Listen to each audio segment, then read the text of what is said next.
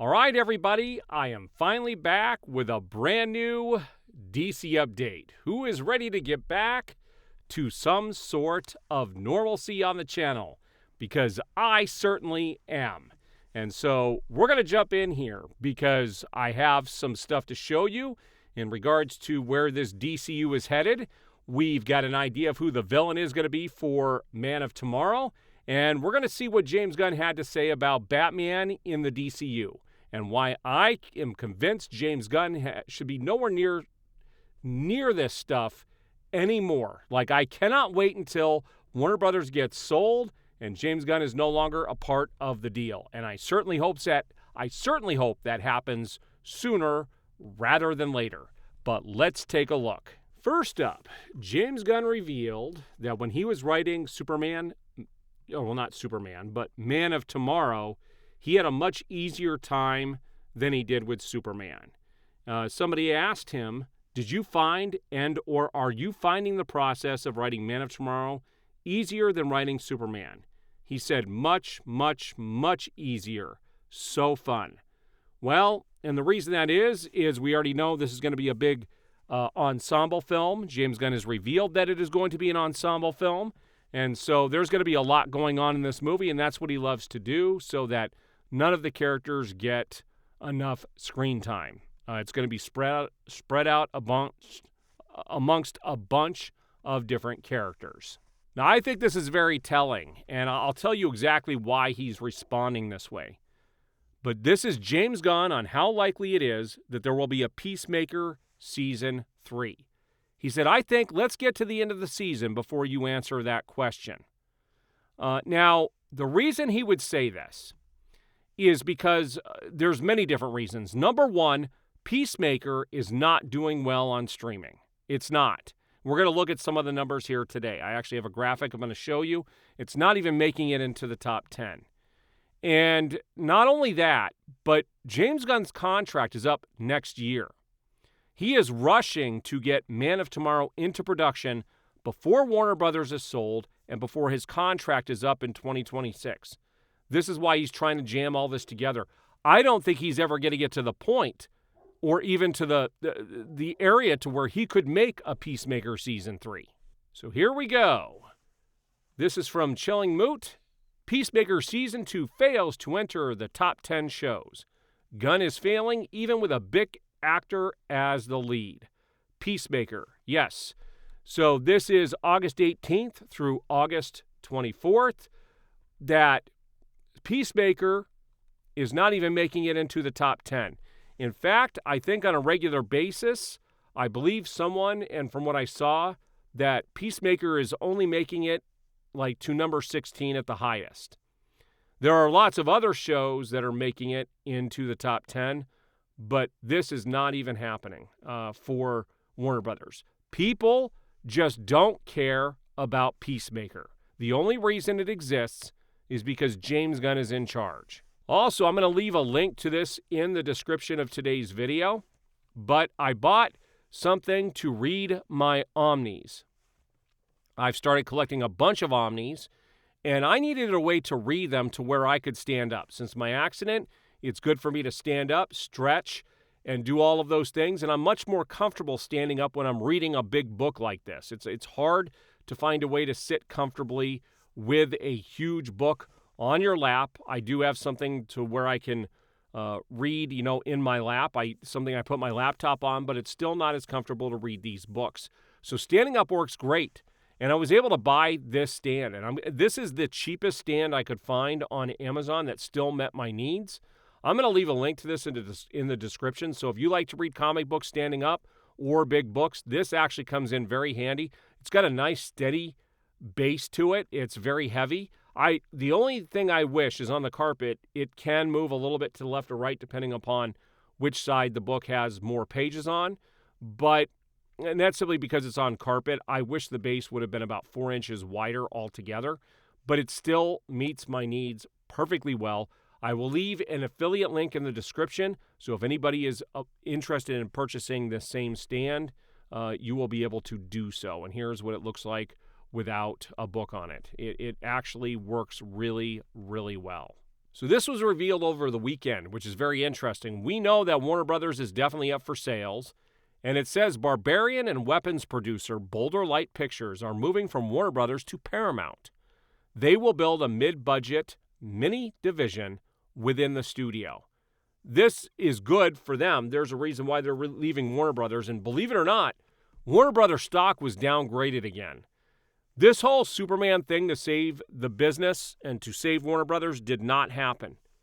And so now things are getting worse for Warner Brothers. They're looking to sell. Businesses are leaving. Talent is leaving. And their stock was downgraded. Not good. So there was a lot of talk of this over the last couple of days as well. James Gunn discusses casting the DCU's Batman. This is his direct quote. I have guys I like. I have guys that are at the top of the list. I know, like one actor in particular, who is a pretty big star who wants to be Batman. We talked about it, but I'm not sure that's the case.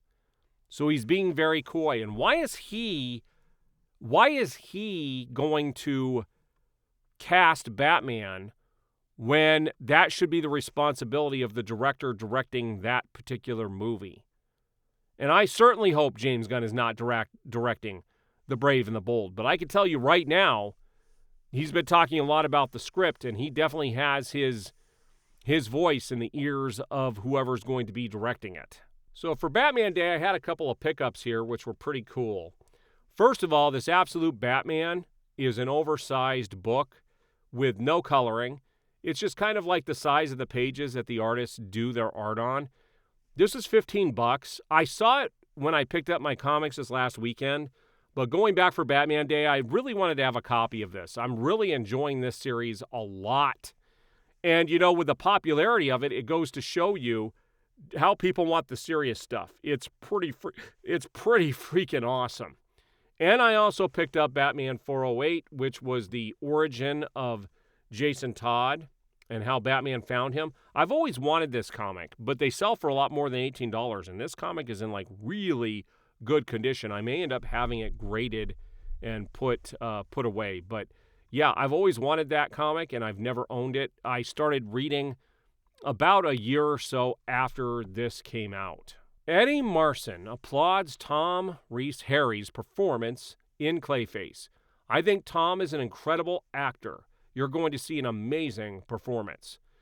Eddie Marsan praises Tom Rhys-Harry's performance in Clayface. I'm hoping this is true. That actor actually definitely looks like what I would expect this character to look like. And so this is something I am looking forward to more than anything else. Well, there are two things. I'm actually looking forward to Lanterns and this, simply because Gunn is not involved with either one of those. And so I'm eager to see these pop up and see how well they do at theaters. So Scott Snyder posted this the other day, and I thought this was pretty freaking awesome. And if you don't know who he is the writer of Absolute Batman. He also did the best run of Batman I've ever seen when he did Batman, and he had a lot of stuff. He's the one who did Court of Owls, 0 Year. You had Death of the Family. There's all kinds of things that he had his hands all over when it came to Batman, and it was the best run of Batman I've ever read. And he's showing here that the first collected volume of Absolute Batman made it into the top 10 for graphic books and manga. And this is pretty freaking awesome. He said, Absolute Batman is a New York Times bestseller. Thank you so much to all you guys for the support.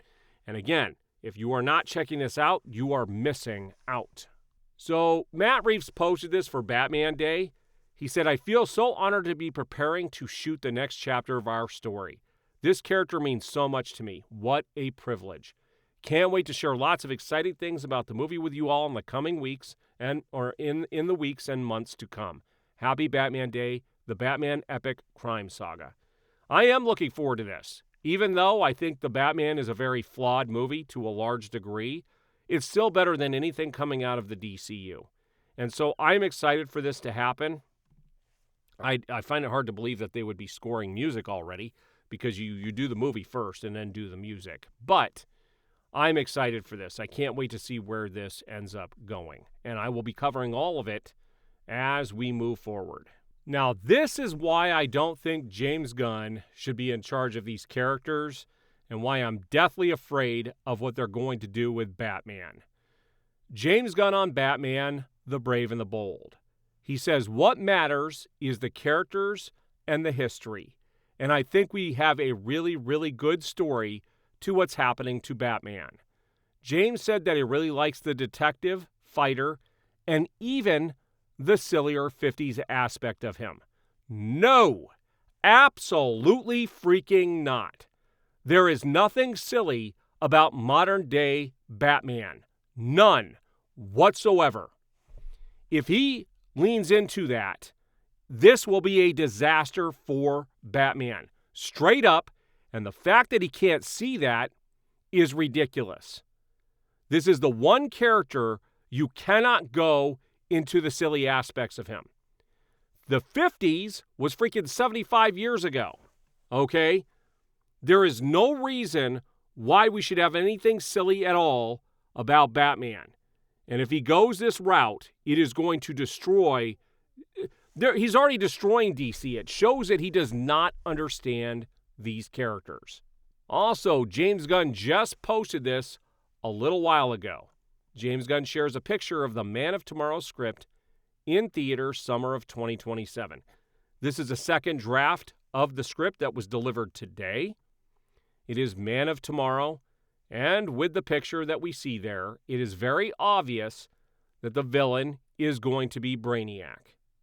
Now, also in regards to Man of Tomorrow, James Gunn did make comments that it is going to be less comic booky than Superman was.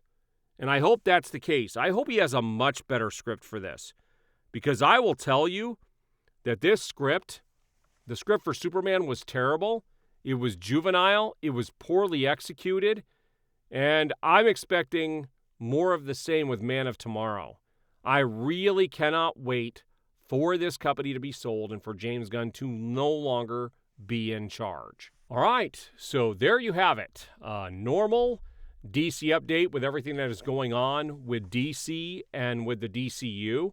What do you guys think about the villain for Man of Tomorrow? I think it's what was to be expected. What do you think about James Gunn's take on Superman? Or not Superman, but Batman? And what do you think about everything else that is going on? I do appreciate the support, and we will see you guys on the next video.